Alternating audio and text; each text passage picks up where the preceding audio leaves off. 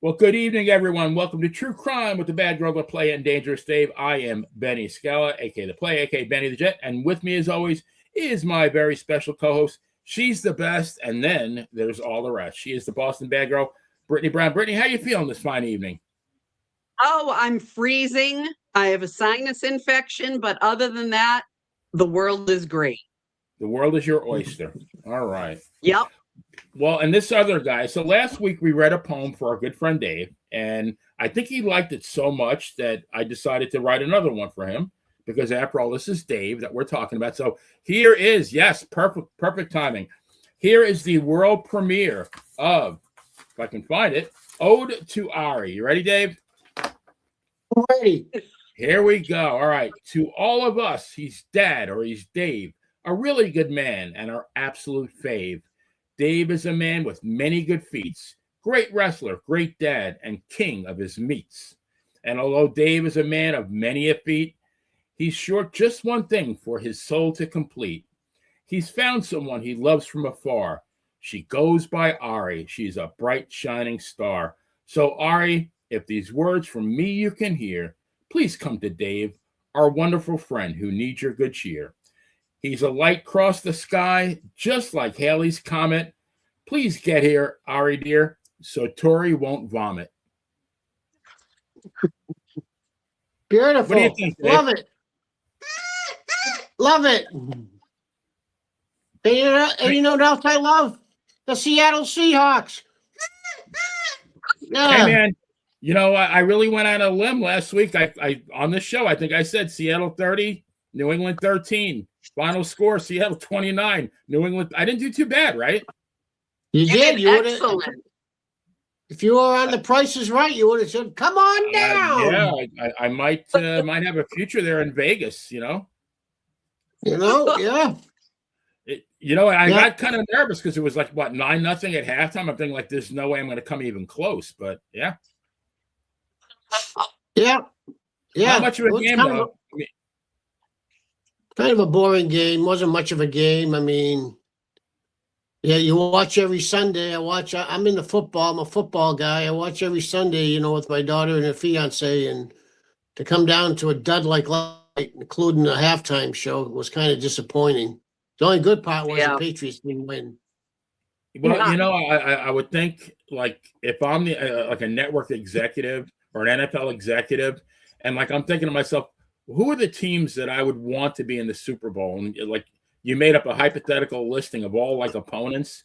That would have had to have been like the very last on the list.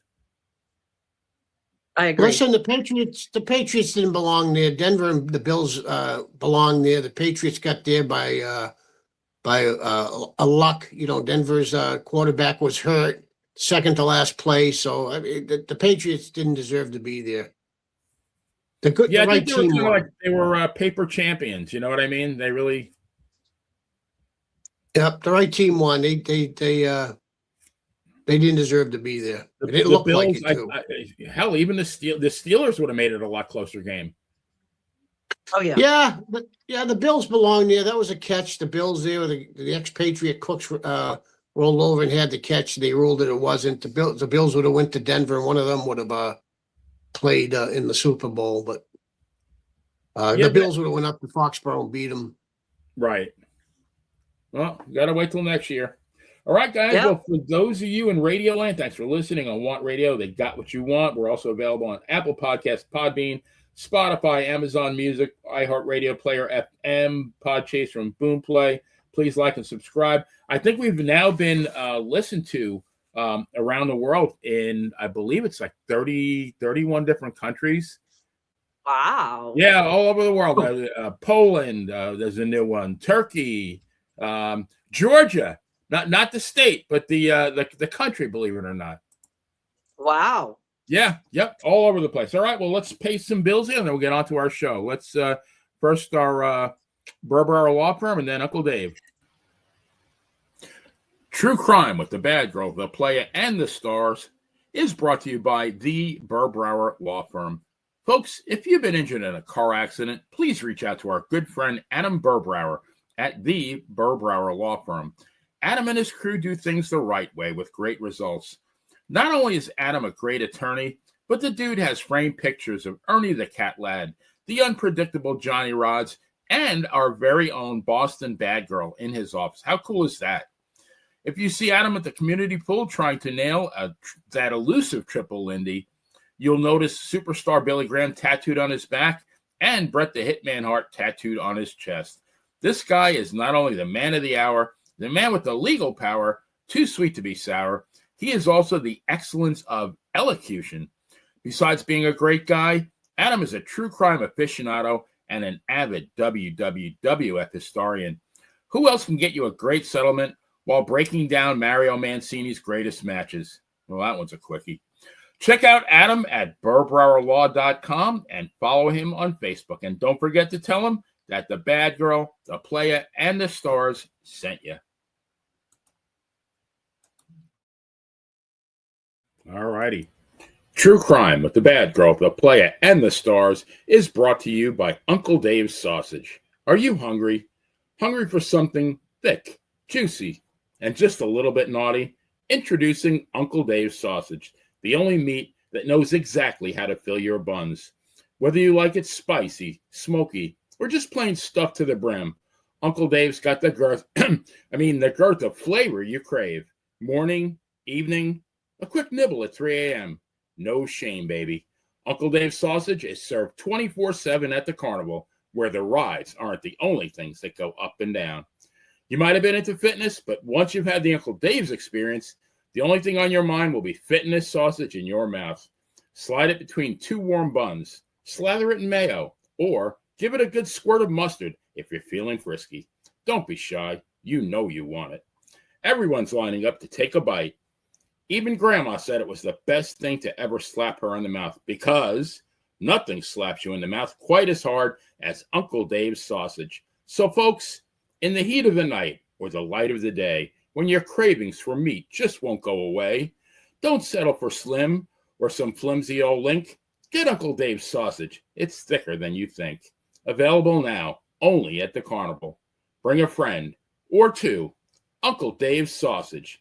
The sausage you can't say no to. The sausage.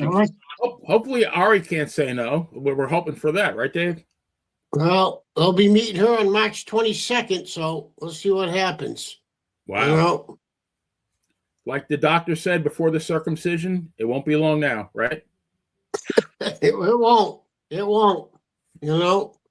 Maybe I'll bring her a copy of that commercial. Yeah, absolutely. Absolutely. She can't resist. Well, tonight, guys, we're covering a case that's grabbing the headlines as we speak.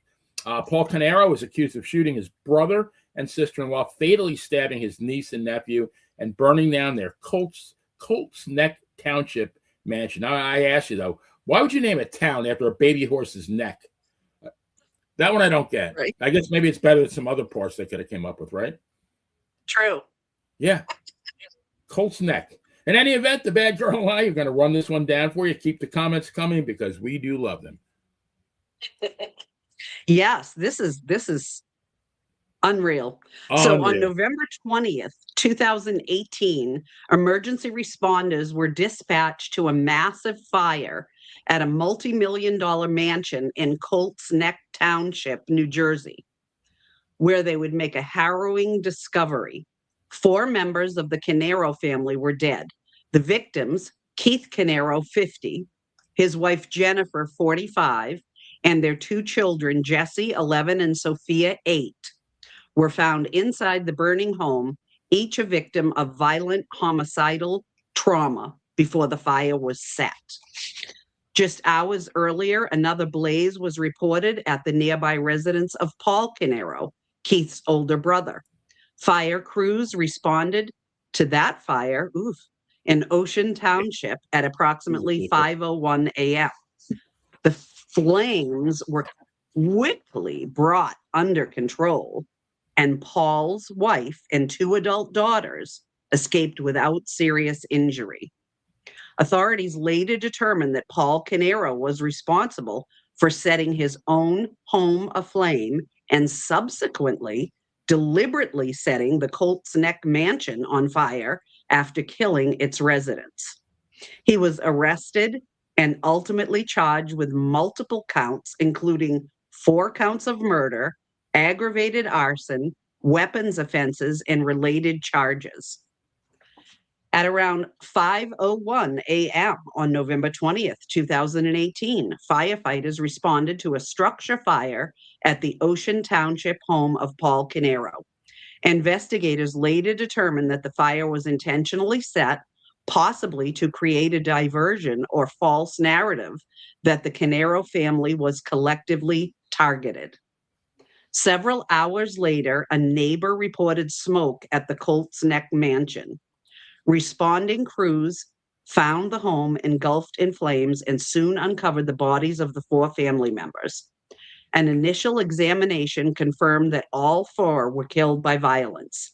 Keith had been shot multiple times. Jennifer was shot and stabbed, and both children suffered fatal stabbing injuries. Oh, God. Horrible. Investigators connected Paul to the crimes through multiple lines of evidence. Physical evidence recovered at his home, including bloody clothing and a bloody glove, was linked to the victims. Paul's own vehicle contained items that raised suspicion, including weapons components and electronic devices, suggesting preparation and intent. Surveillance footage and digital data helped place Paul around relevant locations and timelines on the morning of the murders. Authorities also found indications that the power and generator at the Colts Neck mansion were manipulated prior to the murders, possibly to lure Keith outside and make him vulnerable to attack. Understanding what drove someone to kill 4 members of his own family is central to this case. While motive can be complex, prosecutors in this matter have centered their case around financial pressures, mistrust, and greed. Paul and Keith were long-time partners in 2 businesses based in Asbury Park, New Jersey. Square One Inc., a computer consulting firm, and EchoStar Pest Management, a pest control company. Court documents and affidavits revealed that the brothers had increasing tension over money allegedly missing from their shared businesses. Keith, who owned 90% of Square One, confronted Paul about these missing funds and indicated he would cut off Paul's compensation unless the issues were resolved. According to prosecutors, Paul had allegedly diverted funds from the business, including payments that were supposed to support company obligations. At the time of the murders, financial stress was reportedly mounting. Keith discovered that money was missing from business accounts tied to companies the brothers co-owned. Keith reportedly intended to stop further payments to Paul or his wife shortly before the killings. Prosecutors argue that this financial dispute was the primary motive, that Paul, facing the loss of his financial support and reputation, decided instead to eliminate his brother and his brother's family to prevent exposure and secure potential insurance life benefits. Wow. Some recent trial testimony and media reports suggest that prosecutors hinted Paul might have stood to benefit from life insurance proceeds tied to Keith's death, with financial gain intensifying underlying motives. Paul Caneiro was initially charged with 4 counts of murder, aggravated arson, and weapons offenses shortly after the investigation. He entered a plea of not guilty and has maintained his innocence throughout the pretrial and trial proceedings. The prosecution also later added charges related to insurance fraud, theft, and misapplication of entrusted property connected to the financial disputes underlying the alleged motive. Paul's defense had consistently challenged the prosecution's narrative, asserting that he loved his brother and family and would not harm them. There are alternative explanations for financial arrangements between the brothers. and other individuals with access to the business finances, particularly a third brother, have not been fully investigated as potential suspects. Defense attorneys have also vigorously challenged the admissibility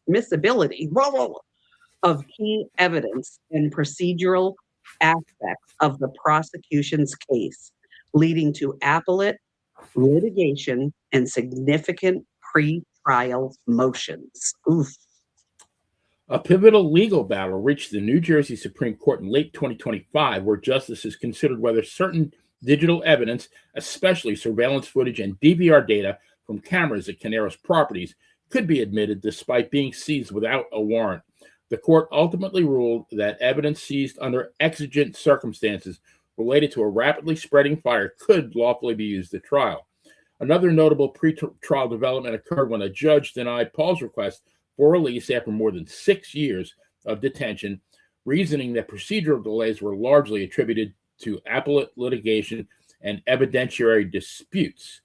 After years of pre-trial litigation, the trial against Paul Caneiro proceeded in early January 2026, took long enough, in Monmouth County Superior Court. Jury selection began in January, with both sides rejecting early comment on case strategy. Prosecutors have presented evidence linking Paul to the crimes, emphasizing financial motive, physical evidence, and timeline circumstantial proof. Defense attorneys continue to challenge the strength of the case, raise questions about evidence handling, and remind jurors of Paul's long-standing familial relationships. Testimony in early 2026 included neighbor accounts of gunfire, surveillance, and forensic evidence, and testimony about financial arrangements between the brothers. If convicted on all charges, Paul Caneiro faces life in prison without the possibility of parole, plus additional sentencing for related offenses. Prosecutors have reportedly sought the maximum penalties available under New Jersey law. The murder shocked the tight-knit, affluent community of Colts Neck Township, an area known for its equestrian estates and celebrity residents. I guess that explains a little bit of it. The brutality of the murders, the destruction of a family home, and the involvement of close relatives made this case one of the most disturbing in recent New Jersey history. True crime observers and legal analysts have debated this case not only for its sensational facts, but for what it reveals about financial disputes among family members. Cases like this highlight the perilous intersection of business, greed, mistrust, and tragedy when disputes are left unresolved. Critics of the prosecution argue that financial disagreements in closely held family businesses are common and do not usually lead to violence. Defenders note that extensive alleged diversions of funds and belief that such conduct would be exposed provided a powerful emotional trigger. The Manson murders, I almost said Manson, remain one of the most tragic domestic homicide cases in New Jersey's recent history. On November 20th, 2018, the massacre of an entire immediate family and the burning of a luxurious home shocked communities and launched a complex legal odyssey that has persisted for more than 7 years. At the center of the case is Paul J. Caneiro, accused of not only committing multiple brutal murders, but also trying to conceal the crimes through arson and subterfuge. While prosecutors have built a narrative rooted in financial motive and evidence linking Paul to the deaths, the defense continues to challenge those claims and assert his innocence. As of early 2026, the trial is underway in Monmouth County, with a jury now hearing critical evidence and testimony.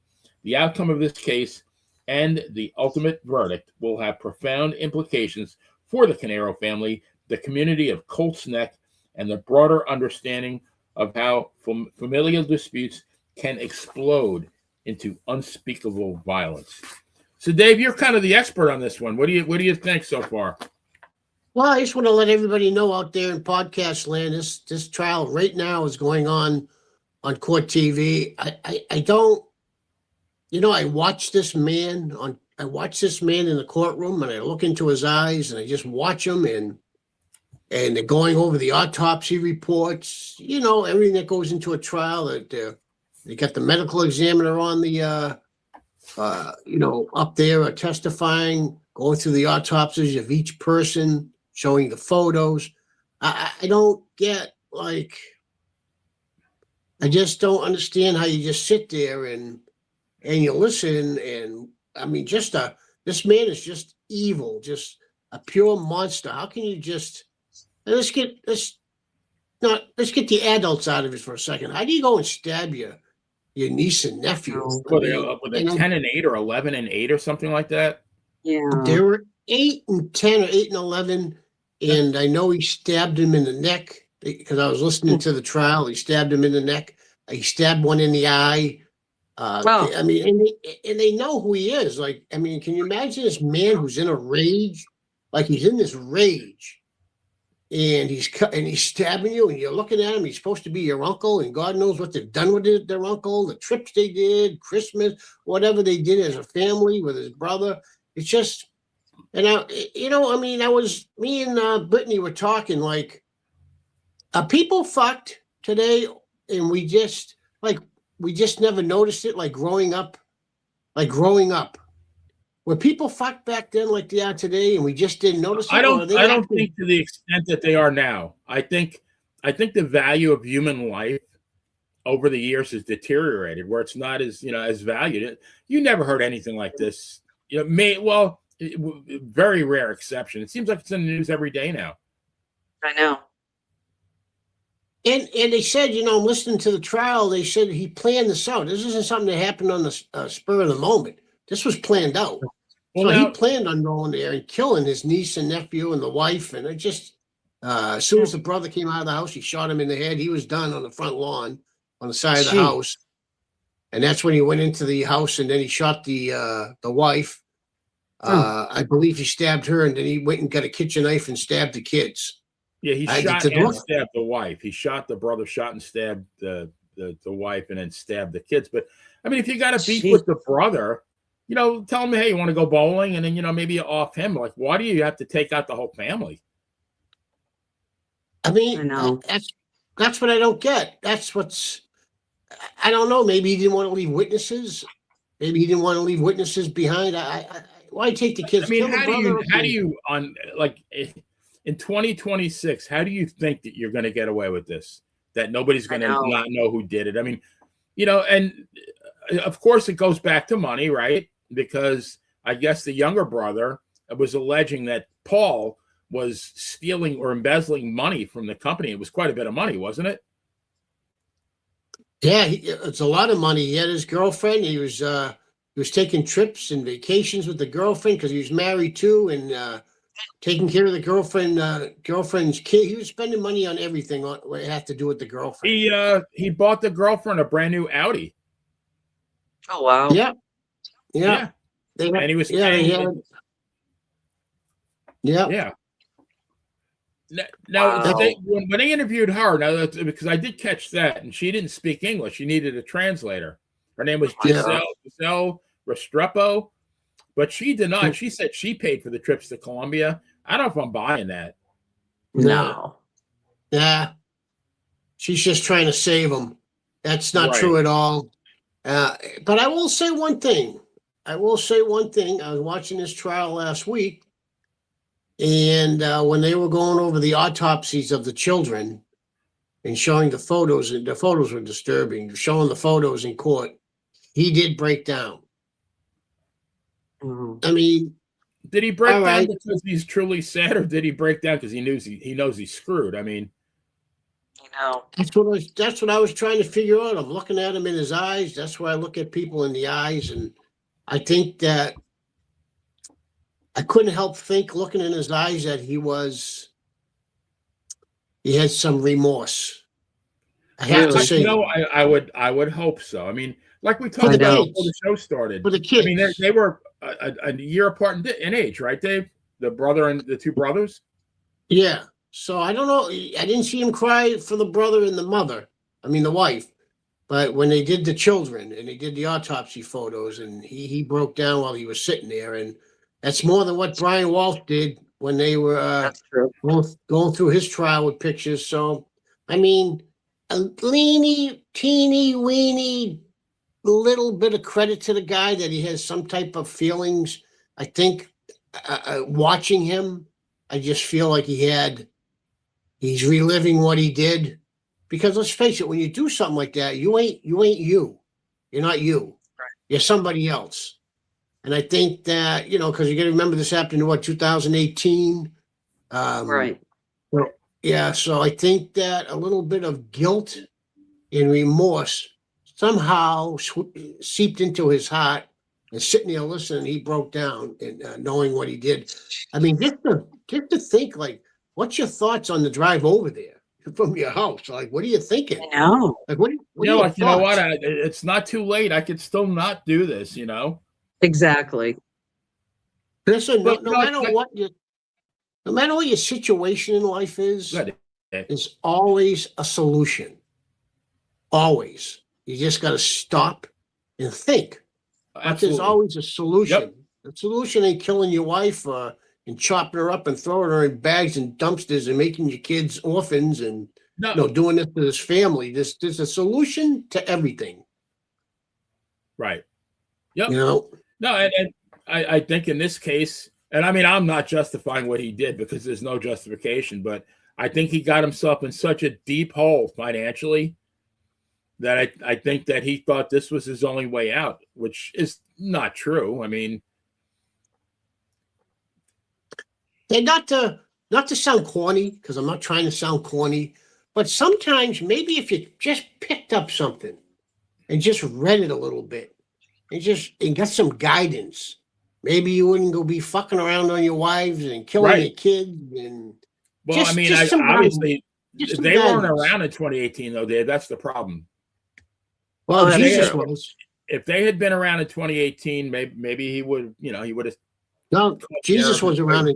He was around in 2018. I mean, there's a solution to everything, whether it's money, bankruptcy, your wife leaves you, your wife's cheating on you, you're cheating on you, whatever it may be. You just did the wife know about the girlfriend though? I would say no. The wife, they haven't said too much about his wife. How do you, as a married man, though, how do you justify a trip to Colombia? Because you're not going there for a day or two. You got to be going at least for a week. I know. Well, how are you, the Iceman, leaving on Christmas Eve to go kill people, and your wife doesn't ask any questions? Right. I mean, as long as you bring it home. I guess he could always say, I'm trying to put my criminal hat on. Maybe it was, he could always, because he owned a business. I guess he could justify it as a business trip. He's got contacts down there, trying to land a new contract or something like that. Well, he had a nice big house because he set his house on fire too to throw the authorities off. He had a nice house. So the wife's probably happy with the house. Happy to get the money, nice cars. She ain't questioning nothing. You did see though, at least I saw it, that they show him in his garage turning off the security cameras right before he went over to the brother's house. Oh, wow. Yeah. I mean, that's a gotcha moment. You can actually see him reach up, and the next thing you know, the cameras, it's very obvious, cause and effect. He reaches up, and a second later, they go off.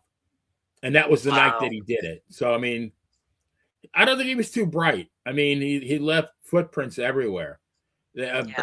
Carefully planned.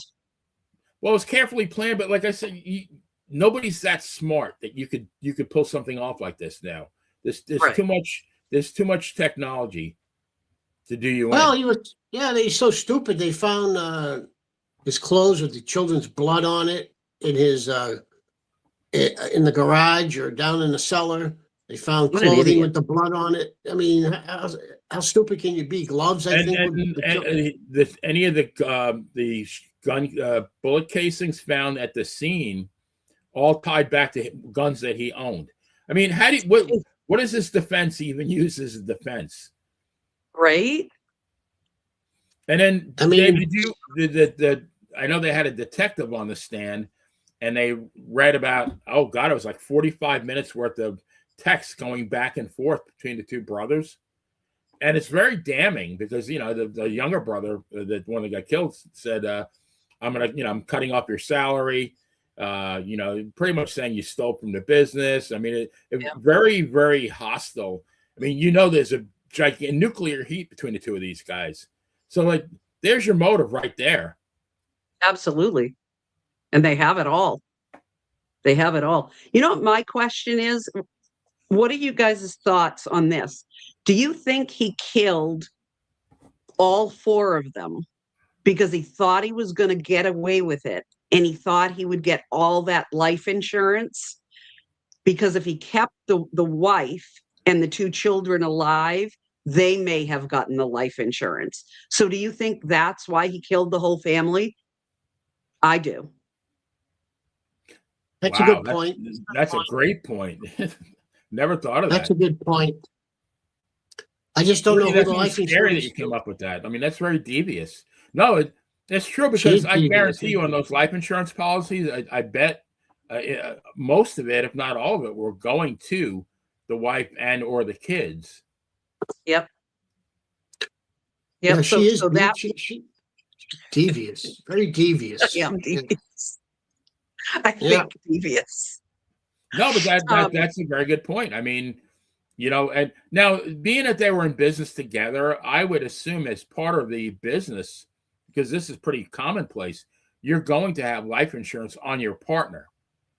You just do that because the business needs to continue in the event that something happens to one of the partners, but not that kind of money, you know. Right. I think he wanted. I just wonder if that's why he killed the other three. Like, we know why he killed his brother, not that that's justified, certainly not, but we know why. He was going to cut him off. He was going to out him, all that stuff. There you go, Justin. See? Yep. And it makes me wonder, though, did he have like the key man life insurance on his business partner that you're supposed to have? A, did he? And B, if he did, was it not enough and he wanted more? Was this just all total greed and you're willing to kill three other people that you allegedly loved because of greed?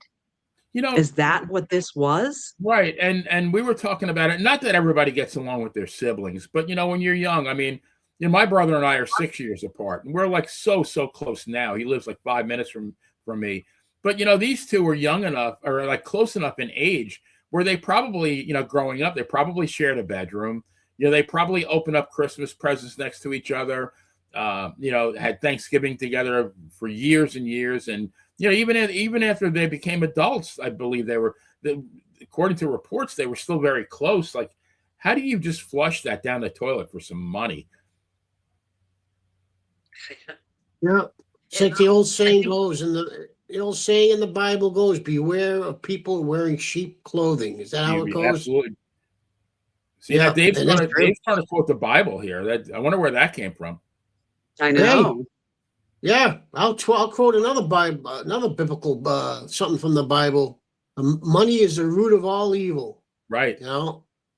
Money is the root of all evil. Actually, it's the love of money is the root of all evil. It's not money, but it's the love of money. And in this case, that's absolutely when money trumps your own family and relationships, and you are willing to kill for money. Yeah, that's absolutely correct. Yep. Which leads me to another subject, if I may. Absolutely. And I'd like to get the everyone out there in True Crime Podcast land's opinions, if you would. The love of money is the root of all evil. So let's go over to Nancy Guthrie. What you just said, the money is the root of all evil. Something stinks. With this, let's segue into that, Dave. So that's our true crime update. I haven't been following that case at all, but I know you have. So fill us in. Well, I'm gonna, I'd like to get the people's opinions out there on it. I just, it's the old saying, where there's smoke, there's fire. Like, something doesn't seem right here for the people who have been watching this Nancy Guthrie.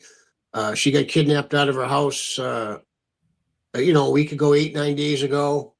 And now they want, actually should be by 7:00 tonight, that they're supposed to put $6 million in Bitcoin money into account to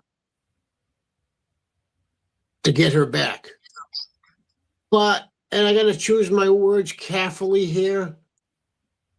The more I look at the videos of those three, the two daughters and the son making the video, not Savannah, just something don't seem right here with this picture. The two things that stand out to me is on the day she was kidnapped,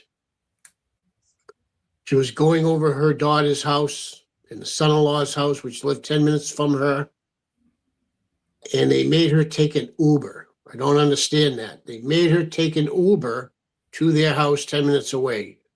And then they drove her back to the house. And then the kidnappers, if you're going to go kidnap somebody, wouldn't you get in and get the fuck out with whoever you're kidnapping? The kidnappers were in the house for 41 minutes. That's strange. 41 minutes. If I'm going to kidnap somebody, I'm getting the fuck in, and I'm getting the fuck out. ASAP. Right. Boy, this is like deja vu with the John Benet Ramsey, where the kidnapper or the alleged kidnapper wrote a ransom note on the family stationery. So you're going to just sit down. You just kidnap somebody. You're going to sit down at their desk and take out their stationery and handwrite a ransom note. I'm not buying that. No. No. Not at all. They were the mother. That was also an inside job there. It's more to the story. They'll never solve that one. I think that had something to do with the parents and the step and the brother. Yep. Now, I like to see what they're going to do now, because the 7 o'clock our time, which is 5 o'clock Arizona time. I'm not just a pretty face. I know what's going on out there, everybody. Is the deadline to put $6 million into Bitcoin. So I want to ask everybody, and ask you too, and everybody out there in podcast land, to please give me your opinion. If somebody had your mother and you're going through what you're going through, would you send them $6 million and you don't know if your mother's dead or alive because the family's asking for proof of life? What would everybody do if you were in this situation? Yeah, that's really a tough one. I mean, obviously, there's no price too high for a parent. Like whatever it takes. If they wanted $1 billion, not that you would have it necessarily, but now who do they think who do they think has this kind of money, or does the family have that kind of money? Savannah has the money. She makes $8 to $10 million a year. She's the news anchor. But again, would you give somebody $6 million and yet they haven't proved if your mother's is still alive? Yeah. Or they have. I would at least want like maybe like a 5-second phone call or something, picture or holding today's newspaper, something, because otherwise, yeah, I mean. Yeah, I agree. I'd want to see something, and they should be, if they really want the money, they should be able to provide at least that. I agree, right. And they haven't as of now, from what I know of. My opinion, from what little I know, is that this woman isn't alive, and I mean, are there even kidnappers? Like, do people write ransom notes in 2026? I mean. I have a hard time believing that. I know. And nobody's dealing directly with the family. They're sending notes to the TV station and TMZ. That's ridiculous. Me personally, I wouldn't. That's a tough call, but I'm not sending anybody any money that can't prove they have my mother. You can't prove that you have, whether she's dead or alive. Unless you prove to me you have her, I ain't sending you no money. That's it. I'm not going to do it. As much as it would kill me, but I'm not going to do it. And without an exit plan. Okay, if I send you the money, how are we getting the mother back? Mother back. Right. What's the details? Exactly. I totally agree. Something more to this story, though. There's something just don't smell right with that son-in-law and the daughter. I hope I'm wrong. I hope I'm wrong. if I have to guess, it's an inside job. It's somebody in the family. Well, they were in the house the other night with all the lights off, and you saw bulbs flashing at the daughter's house, and bulbs flashing. They said they were looking. The experts said those are that they put. What's that stuff they put down to check for blood? Oh, the luminol. Luminol. Luminol. They put luminol down and they're checking for blood. That's why you see the flashes going off. The whole house is dark. So that's the FBI doing that. I don't. If are you a suspect at that time? Are you just trying to eliminate stuff at that time? Like, what's going on here? You know? Yeah. I mean, so he was the last known person to see her alive because he allegedly brought her home. So Right. It makes sense to me that they would be at his house. It's very unfortunate that he is a son-in-law, because that's just devastating. That must be devastating to the entire family, especially his wife, his sister-in-law, brother-in-law. I mean, that's ridiculous that he's being suspected of something like that.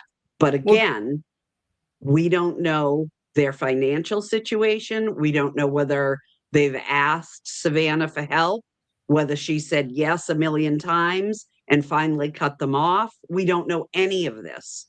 So is it about money?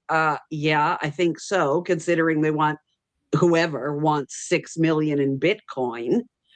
So yeah, it's about money, but is the family involved? And that's what I think will be interesting in the next, tonight, tomorrow, the next few days, to find out who exactly did this and is doing this.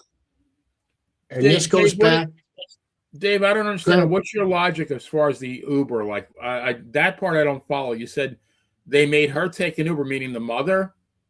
Yes. So the mother went over there that Sunday to spend the day there. I'm assuming, have dinner, watch TV, play games.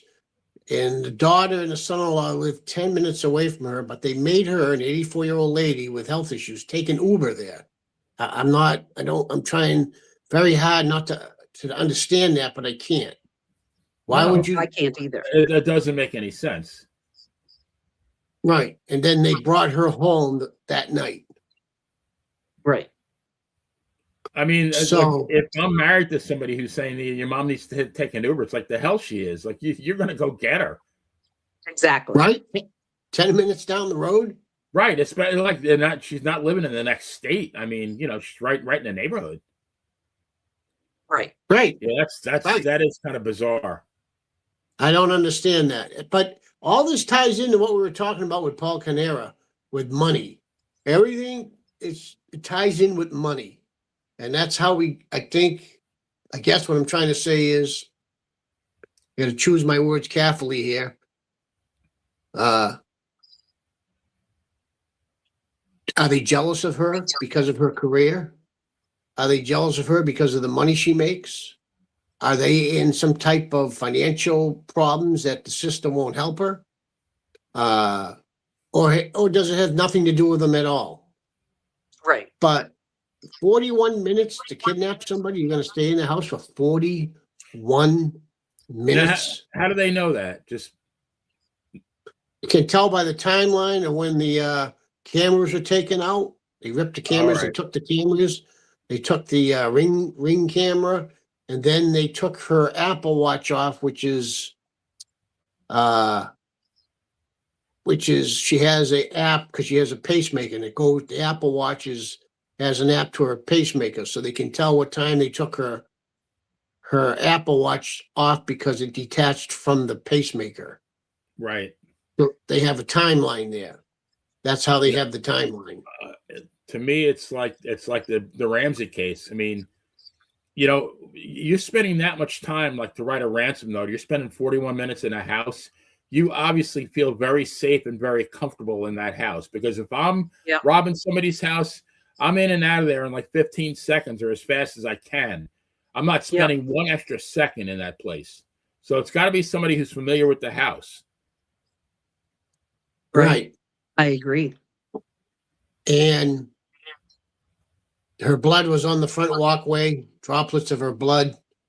Yeah. So then I started thinking, well, they only live an hour from the Mexican border.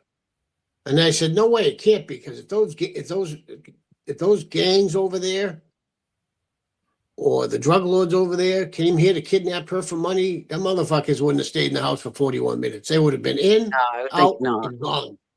And gone. They wouldn't have stayed there for 4. So whoever was in that house for 41 minutes wasn't too worried about anybody driving up in the driveway. Right. And getting caught inside the house. No, and if like if their vehicle, I mean, it would be a vehicle that people were used to seeing at that house, so it wouldn't be out of the ordinary. Right. Right. So, I don't think you have to look any further than the family. That's my opinion. Yeah. I'm just throwing those theories out there. I don't know if what did you say? Hold on. I'll talk to her after. I don't know. I'm just going over a bunch of theories, because we were talking about money with the Caneiro family and what money does. I mean, if money can drive you to, stab your niece and nephew to death, would it drive you to kidnap your mother-in-law or your mother? I hate to, I hate to think that the daughter is giving videos, on the video and telling, please return my mother, and she's behind it the whole time. I mean, that'd be disgusting. But I think out of the mouth of babes, the first thing you said was jealousy, and I think even with Caneiro and his brother, there was a certain amount of jealousy involved because Colts Neck Township apparently is like very, very elite, a very elite community in New Jersey. And, the brother had a beautiful, beautiful mansion, whereas Paul Caneiro lived in a lesser, affluent community and had a smaller house. And obviously he was, he was definitely in the hole financially big time. And it's because of, what the choices he made. Right. And I think maybe, it sounds like you got a sibling who's you said she makes $8 million a year. Savannah Guthrie makes $8 million a year. Yeah, you never saw her? You never saw her? You've never saw her? No. I mean, the name sounds familiar. I don't really watch a whole lot of network TV, but yeah. But maybe the siblings are struggling. They don't make $8 million. Maybe they don't even make $80,000. And they see this woman like obviously swimming in the lap of luxury. It's like I want to get a piece of this. How do I do it? And that goes right. And that goes back to as far as you were saying that Brittany brought up about the Caneiros. Who's on the will? Who's in the will? Who's in the life insurance policies? Yeah. It was well thought out. I mean, I think in both cases, it was something that was not just, the spur of the moment kind of thing. There was a lot of thought put into both of those cases. I agree. Well, I hope I'm wrong. But I don't think you're going to see her again. No, as far as that part of it goes, no, I absolutely would be shocked if we ever saw this woman again. But I'm thinking that the criminals are right in the same family. That's my guess. And I think I don't think you're going to see her again, dead or alive. I don't think even if they got the $6 million, they're not going to return her. She's because like they said, if you return her, even if she's alive or if she's dead, if you return her, that's a wealth of evidence that you're also returning. Because right. what if your hair fiber is on a part of her clothing, or your skin got on part of her clothing that they can extract, or a fingerprint, anything that they could extract and put to a DNA database. Right. So giving her back would be absolutely crazy. It's not, because you're returning the single biggest piece of evidence that can get you in jail. Why would you do that? Exactly. Right. No, we're not seeing this. How old is this lady? 84. Oh boy. Beautiful house, beautiful pool. Live in an affluent neighborhood. I'm praying that the daughter and the son-in-law ain't involved in this. That would just be treacherous. Absolutely Right. treacherous. But I just can't get over those two facts, that they made her take an Uber to their house and the kidnappers were in there for 41 minutes. Those two. Hopefully the FBI can crack this case through technology. But at this point, I wouldn't pay any money to anybody. No. Until I saw my mother dead or alive and brought back, and we had a drop off. Right. You know? Yeah. It's got to be quid pro quo. Like, I give you $6 million on this date and this time, and 3 minutes later you produce my mom alive and well. Then we got a deal. Right. Right. Alive, dead, whatever it may be. At least if she's dead, you can get her back and give her a decent burial. Right. But you're not going to see her again. I just don't think they're going to, because that's evidence. Her whole body will be evidence. Well, you said that her blood was found at her house? Her blood was found outside her door, droplets of blood. Yeah, they did the DNA on it. That right there. Nobody's going to find droplets of blood outside our houses. No. Right. Not unless Ari tries to kidnap me or something. I know, force me to go to her place. Well, I don't think there'd be any violence involved in that, would there? Yeah, true. Yeah. True. But no resistance. Unless you purposely did a blade job just to show her like what you used to do. Yeah. Juicing. Everybody out there is juicing. Did Walter teach juicing? Walter didn't like that. He did. No, I tried to juice a few times. I had a steel cage matches, and he didn't like that. Like, he didn't like steroids, and he didn't want you to juice. Well, right, if you look at, I'm thinking about a lot of his past matches. I don't remember him juicing a lot.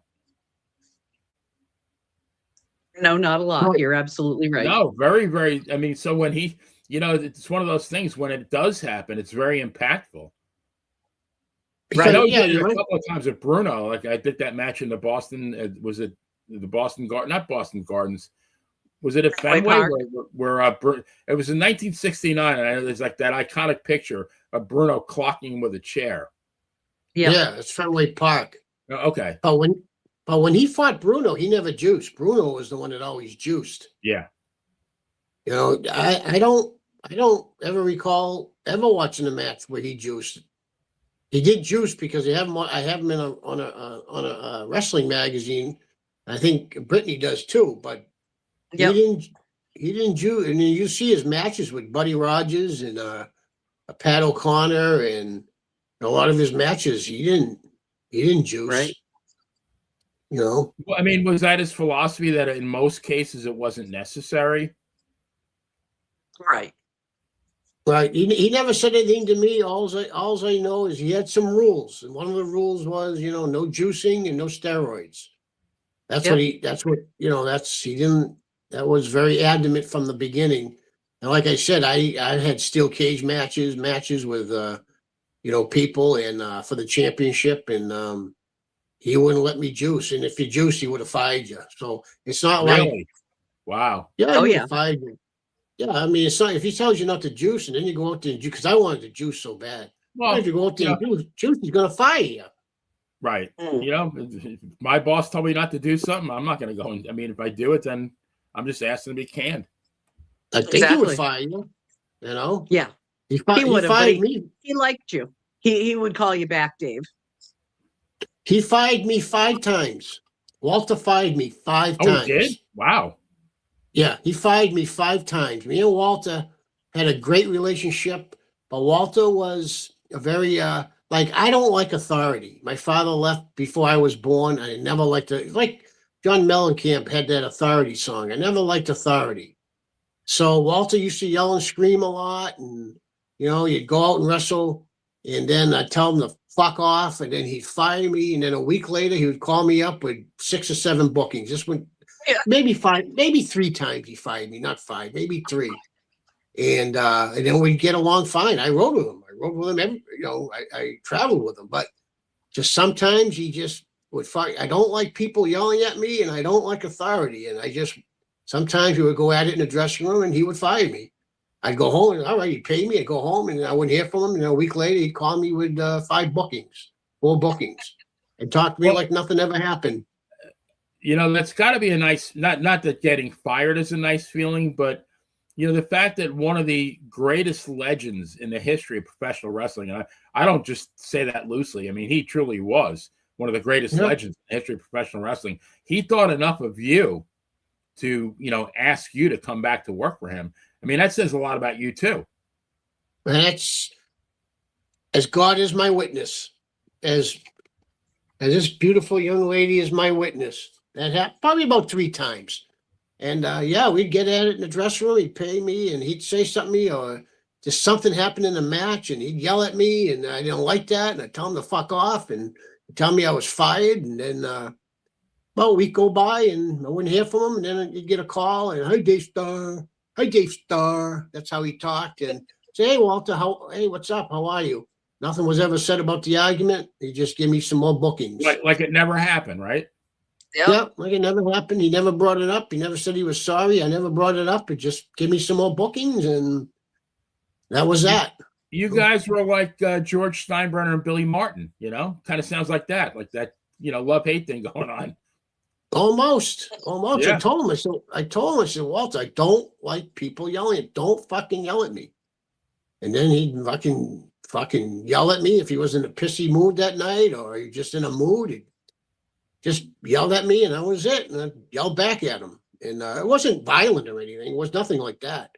No, you just, it was nothing like anything like that. Like we were coming to fisticuffs and nothing. I wouldn't fight the guy. There was nothing like that. It was just, we had words, and that was that. And that's how that went. Wow. Yeah. Now, what if he hadn't called you? Would you have gone with another promoter, or what would you have done? I probably would have called him back. I would have called him after. Yeah. I would have called him. In fact, I probably was on the verge of calling him. He just happened to call me before I called him. Yeah.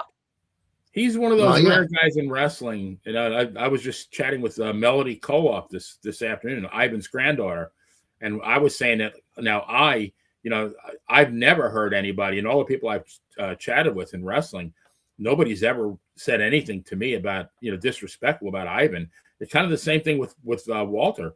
I mean, I've never heard a bad word said about him. Right. Yeah. Just, one of these very special people. And that, to me, that's unusual in wrestling, because so many wrestlers. I heard now Ric Flair wants to have another match. What do you guys think about that? Please no.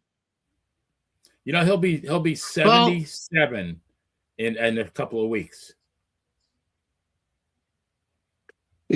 Some people just don't, just don't care about what their legacy is. His legacy is done. It's gone. He's going to be remembered as a drunk, a stupid old fool. And it's too bad. It's just, Chris Benoit is going to be remembered as a murderer. It's just some people who had it all and had a great legacy just ruined their legacy. Flair is like, it's so funny. Like our hero was Bruno, and Bruno, not only did he have class in the ring, but he had class outside the ring. I mean, you never heard anything like that. You never heard about Bruno being drunk at a bar. I mean, Bruno, I don't think would have ever done the cameo thing, but Flair's charging $500 for a cameo, and he's not even doing them right. And then, I guess he's telling people, well, call my lawyer in Boston if you want a refund. And there's like a list a mile long of people who Flair owes money to. So lots of luck with that. I mean, you want to leave the world that way, like. He doesn't care. He doesn't care. Yep. No, he's just an embarrassment. He's an embarrassment to himself, his family, to the business. Just, and it's unfortunate. Very.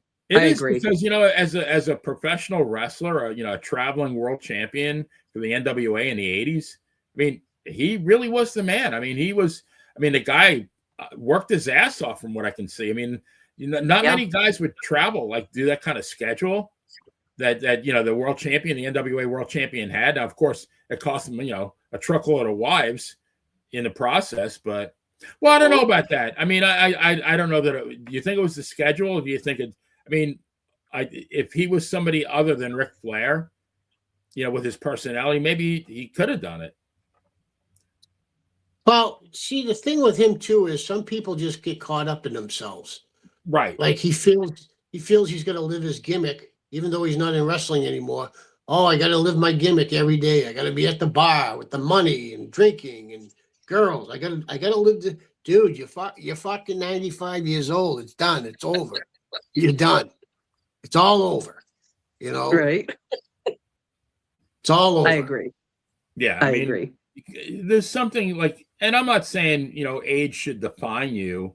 I mean, you shouldn't not do something with certain limitations. Like, you shouldn't go out for the NBA at 77 because it's not going to happen, right? I mean, exactly. And I remember, I know I've mentioned this before, but I remember like one of my favorite days of the year during baseball season was Old Timers Day, right? And I remember back in the 60s, Joe DiMaggio was still making, he would still suit up for the Old Timers game. And he was probably in his mid 50s. And I remember one time I was excited because he had a ground rule double, but it took him like, I could have went out and got a pizza and he still would have been running to second base. There comes a time, no matter what. Like, I mean, I think I'm in really good shape for a guy my age, but the fact of the matter is there's stuff that I can't do anymore. Well, I mean, the thing is, can you take your shirt off and show everybody out there what shape you're in? I mean, is there any proof of this? What shape you're in? Can you take your shirt off? Dude? For me? Yeah. Oh, once we get what's that thing? I can't think of the name of it now. Where you pay to join the channel. Just show everybody out in podcast land the physique. Well, let's do this. I look like a milk carton right now, like a bottle of milk. I got to get some tan. If I get some tan in the next couple weeks, I'll do it. Fair enough. Right. You got that hair. You got that hair flowing though. You got the hair going. I'll just just do that for now. For now, yeah. We'll give you 2 weeks to get a tan. I have not tanned, and I haven't gone to the beach in a couple of years, so I need a little color. Right. Once I get some color. All right. But I mean, the thing is, even at my age, at 70 years old, like, yeah, I'm in better shape. I would say I'm in better shape than probably 98% of the guys my age, but I'm still 70 years old. And, there's certain things that like, I'm not going to compete. I can't try out for the Olympic track team, we have to age with some amount of grace. I'm not saying we can't do anything, but there's certain things like Ric Flair should not be in a wrestling ring ever again. And he said, I guess, excuse me, he wants to wrestle Ricky Morton, who's 69. Did you ever see Buddy Rogers do this stuff when he retired? Well, Rogers came out of retirement. He was in his early 60s when he wrestled with Snuka. But even at like early 60s, now he was in phenomenal shape. Ric Flair is not in phenomenal shape. Ric Flair is a drunk. I mean, right. And my son told me this a long time ago. Like when it happened the first time, he said, "Did you ever think that Flair just wants to die in the ring?" And I'm convinced that's what he wants. A lot of people said that. Now, we spoke a few weeks back about that retirement match that he had with, I think, Ricky Steamboat. They did a tag match with Andrade and Ricky Jeff Steamboat Jarrett and somebody and else. Jay Lethal. Oh, that's right. What? Oh, Ricky Steamboat. Was he the referee? He might have been. Yeah. It was Flair, I think, and Andrade against Jarrett and Jay Lethal. Yep, that's right. So we talked about how horribly bad that was and how embarrassing that was. Now, that was a few years back. That was about 4 years ago.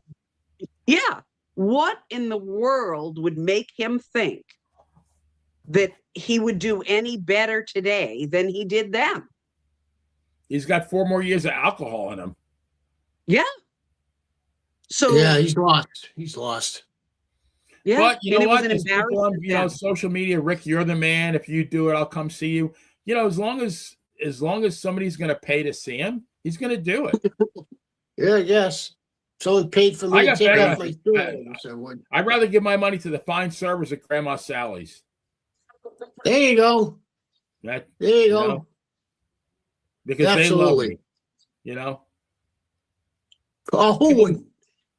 I don't know. Who wouldn't? Crazy.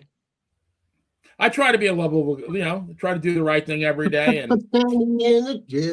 it works out for the most part, you know.